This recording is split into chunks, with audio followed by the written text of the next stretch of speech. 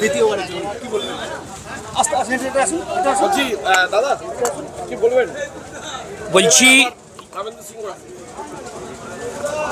দলের প্রথম দিন থেকে আছি।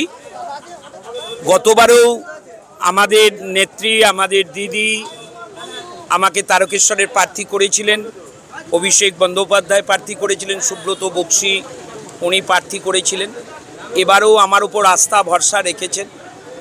তারকেশ্বর দিদির হৃদয়ে এমন একটা ছবি আঁকা আছে, সেই ছবি পশ্চিমবাংলার ম্যাপে এবং ভারতবর্ষের ম্যাপে একটা শ্রেষ্ঠত্ব জায়গা নেবে। আমি দিদির হাত ধরে, দিদির দেখানো পথে, অভিষেক বন্দ্যোপাধ্যায়ের দেখানো পথে এই তারকেশ্বরকে সেই জায়গায় পৌঁছে দেবার আপ্রাণ চেষ্টা করব। তাই আপামর তারকেশ্বরবাসীকে বলবো, সবাই দিদির পাশে, তৃণমূল কংগ্রেসের পাশে, জোড়া ফুলের পাশে। আপনি পরশুদিন প্রেস কনফারেন্স করেছিলেন, সেখানে বলেছিলেন যে প্রার্থী হওয়ার পর আমি বলবো, বলবেন না? বলবো এইটুকুই যে বিজেপি এই বাংলাকে বঞ্চনার মধ্যে রেখেছে। সরকারি অর্থ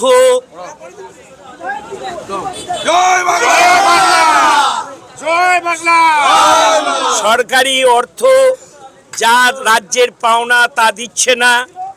100 দিনের কাজ গরিব মানুষের বন্ধ করে রেখেছে।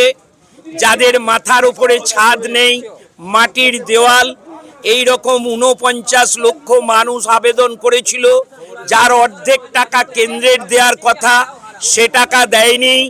আজকে আমাদেরই বাংলার মা, আমাদের দিদি, বাংলার মুখ্যমন্ত্রী 32 লক্ষ মানুষকে সেই জায়গায় করে দিচ্ছেন, আবারও তিনি করবেন।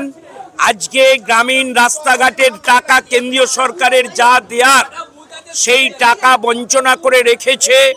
তাই এই বঞ্চনার বিরুদ্ধে এবং এসআইআরের মধ্যে দিয়ে প্রকৃত ভোটারদের বাদ রেখে এই যে ভোট করতে চাইছে, এ ভারতবর্ষের গণতন্ত্রকে হত্যা করার শামিল। তাই মাননীয় সুপ্রিম কোর্টের প্রধান বিচারপতির কাছে ভারতবাসী হিসাবে অনুরোধ করছি যে এই ভোট দুটো দফায় হবে, 23 তারিখ এবং 29 তারিখ। আপনি বাংলার প্রকৃত ভোটারদের ভোটার লিস্টে সাপ্লিমেন্টারি স্কিম সেই লিস্ট হিসাবে সংযোগ করান এবং বাঙালির ভোটেতে, যাতে এই বাংলার ভোটেতে যাতে এখানে সরকার গঠন হয়, এই আবেদন রাখছি একজন এই বাংলার মানুষ হিসাবে। কোনো কঠিন নেই, বাংলার মানুষ বিজেপিকে সমূলে উৎপাত করে দেবে। বলছি, একদিকে আদেশ কামরুই সিপিএমের, অন্যদিকে প্রাক্তন সাংবাদিক সন্তু পাল আপনার বিরুদ্ধে লড়ছে। তো কি হয়েছে তাতে? লড়াইটা কিভাবে দেখছেন? ওই ওয়াক ওভার পাবো, ওয়াক ওভার। একদম। জয় বাংলা।